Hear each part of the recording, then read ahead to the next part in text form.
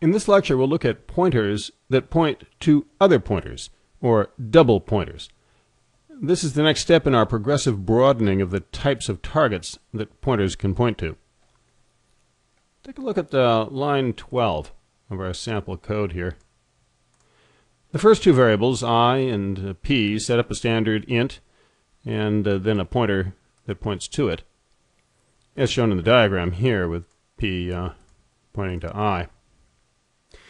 We've even included the address of I, 85,124, shown next to I, and then also as the content of pointer p. But the next variable, double p, is something new. So far we've seen pointers to most of the basic types and pointers to structs, but we may also have pointers to more sophisticated targets, including other pointers. Putting 2 stars before a variable's name in the declaration makes it a pointer to another pointer, or a double pointer. To see how this works, first note that pointers have addresses, like any other variable.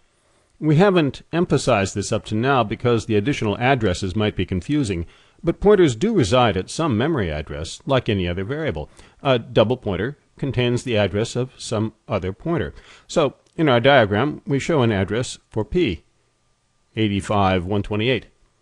And on line 15, we assign that address into double p. The result is shown in the diagram, with p becoming double p's target, and double p containing 85,128. So trace the line 17 printf's output, which appears on line 29 down here, to see that double p contains the address of p, and that p contains the address of I. Now, we've seen before that pointers are very particular as to the type of their target, since the target type determines what we get when we dereference the pointer and how many bytes we offset when we add to the pointer. Double pointers are no exception to this principle. A given double pointer points only to one particular type of single pointer. Double p, for instance, cannot point to a pointer to a float or a char, nor to another double pointer of any type. It points exclusively to a single pointer to an int, like p. So if we dereference double p, we know the result is an int pointer.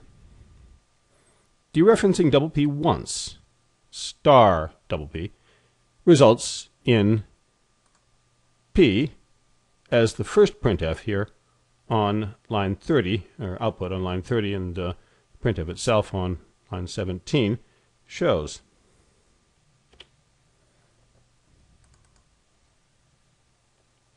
The result of star pp, star double p, is the content of single pointer p, 85,124. But we can immediately dereference this result again, as the second part of that printf shows. 2 stars on double p follows one arrow to get to single p, and then a second arrow to get to I, and the result is 42. This double dereference is characteristic of double pointers. It's what you have to do to follow the double pointer all the way to the final target.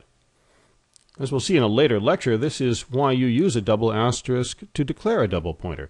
In a sense, you're illustrating how you might use the pointer in its declaration. So, in for a penny, in for a pound. If we can have double pointers that point to single pointers, can we have triple pointers that point to double pointers? Sure, as the declaration of triple p on line 12, and its assignment and use down on line 19 and on 20 here illustrate. Variable double p is at address 85,132, and triple pointer triple p can hold the address of double p, as we show on line 19. And the subsequent printf on line 20, where we can see that the output does show that triple p holds 85,132, double p's address. And of course, as with the other pointer types we've discussed, triple P may only point to a double pointer to an int, not to a single pointer or another triple pointer, nor to a pointer to any type but int. Every level of dereference of triple P thus produces a predictable type, as you can see in the line 20 printf here, where we do single and double and triple dereferencing of triple P. One asterisk reaches the double pointer. A second reaches the single pointer. So one asterisk to get here, second one gets you here, and then the third one finally reaches I. And that's all reflected in the line 31 output, of course. So here's a question for you. Declare a pointer that could point to triple P and initialize it to point to triple P. So thinking about that for a minute, maybe coming back from a pause, what you would do is something like that. Quadruple pointer. 4 stars to declare it, and you can put the address of triple P into it. Once you get the idea, you can use any level of pointer indirection, provided you can stand thinking about it, though triple pointers really are fairly rare, and in 40 years of coding, I've had only one chance to use a quadruple pointer like our quadruple P here. So, aside from mind-bending levels of indirection, why use double pointers or any other type of multi-level pointer? There are a number of practical uses for such pointers, including the setup of dynamic multidimensional arrays, which we'll look at in a later lecture, and which was, in fact, the context in which I had need of that quadruple pointer one time. But a more immediate example is passing pointers by reference to a function, where you seek to pass a pointer to a function in such a way that the function may modify the original pointer in the caller. Take a look at function badMakeNull here, and the call of it on line 22, there and there. The hope here is that this call will set P to null in the main. But as the line 23 printf, where we print P after the call, as that illustrates, it doesn't do that. P remains 85.124. So question 2 here, we've seen that the way to modify a variable in the main from a function is to pass a pointer, which clearly we do for badMakeNull. We're passing a pointer. So why doesn't P get set to null by line 4 here, where I do a toNull equals null? Answer by diagramming exactly what really does happen. And in particular, if the assignment on line 4 doesn't set P to null, then what does it set to null? So returning from our pause, the problem is that toNull, the parameter, is a copy of P. So both toNull and P will point to I. The line 4 assignment sets this toNull copy to be null instead. Thus, but this has no effect on the original P unless you believe in sympathetic magic. If we were trying to modify I from badMakeNull, then we could have done so via star toNull, which would have reached to I. We did get the address of I passed, but we did not get the address of P passed to badMakeNull, and thus badMakeNull cannot modify P from within the function. So the general principle is, if you want a function to modify some actual variable, you must pass the address of the actual variable to the function, which must have a formal parameter to match. If we want a function to modify P, we must pass the address of P, not P itself. But this also means that the formal parameter must be a double pointer, since it will contain the address of a single pointer. Good MakeNull, and its call down here on line 24, is thus the right model, and works correctly, as the printf on line 25 and its output on 33 indicate.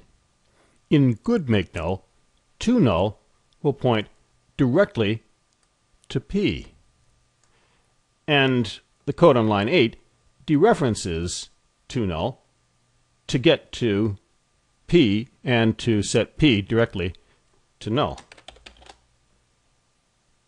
So here's question 3. What if I wrote line 8 simply as toNull equal null? What would that also work? Would it compile? What would it do? So pause and think about that for a minute. Coming back from the pause, this is really a repeat of what we already said earlier. toNull equal null would compile, but all it would do is this. Setting the formal parameter to null so that it no longer pointed to P. So let's see here. What about the ampersand P passed on line 24?